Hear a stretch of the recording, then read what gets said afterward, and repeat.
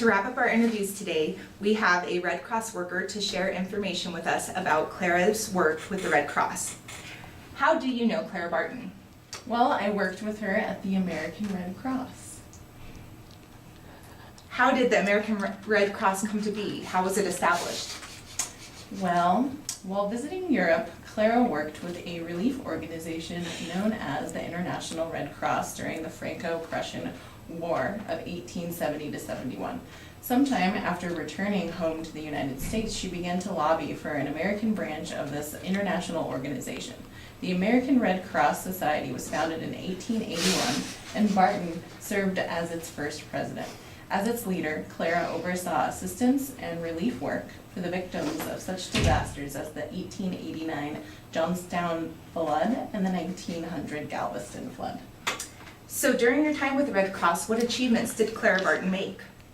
The American Red Cross, with Barton at its head, was largely devoted to disaster relief for the first 20 years of its existence. The Red Cross flag flew officially for the first time in this country in 1881, when Barton issued a public appeal for funds and clothing to aid victims of a devastating forest fire in Michigan. In 1884, she chartered steamers to carry needed supplies up and down the Ohio and Mississippi rivers to assist flood victims. In 1889, she and 50 volunteers rode the first train into Johnstown, Pennsylvania to help the survivors of a dam break that caused over 2,000 deaths. In 1892, she organized assistance for Russians suffering from famine from shipping them 500 railroad cars of Iowa cornmeal and flour. After a hurricane and a tidal wave left over 5,000 dead on the Sea Islands of South Carolina in 1893, Barton's Red Cross labored for 10 months helping the predominantly African American population recover and reestablish their agricultural economy. How wonderful. Isn't it?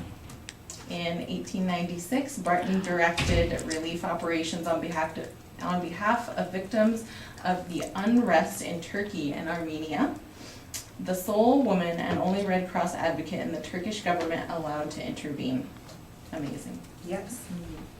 During her last relief operation in 1900, Barton distributed over $120,000 in financial assistance and supplies to survivors of the hurricane and tidal wave that struck Galveston, Texas, and caused more than 6,000 deaths. And although Henry Dunant had suggested in 1864 that the Red Cross societies provide disaster relief as well as wartime services, Barton became its strongest advocate in the years that followed.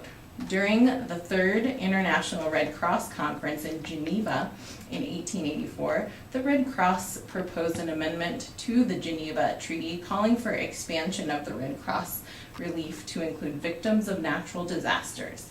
Although some national societies were dubious, the resolution passed and became known as the American Amendment to the Geneva Treaty of 1864. Because of work like this in support of the Global Red Cross Network, several countries honored Barton with such decorations as German Iron Cross for her relief work in the Franco-Prussian War, and the Silver Cross of Imperial Russia for the supplies provided during the famine of 1892. The Red Cross moved in a new direction near the end of Barton's tenure as the head of the organization when we delivered supplies and services to Cuba during the Spanish-American War.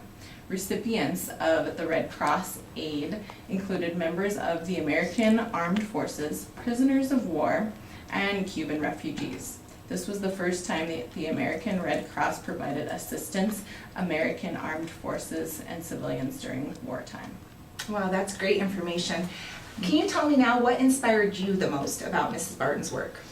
Well, Clara was a great leader and was very brave. She chose to go to sites of battles and civilian disasters, saw chaos and devastation all around her, and yet had the courage to stay.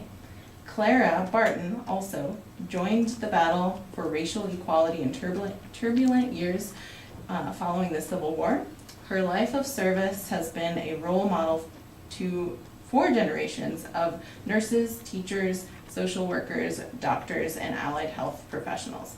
In fact, the new generation of executives and public servants value the leadership she exhibited with profound dedication to her cause and a strong work ethic.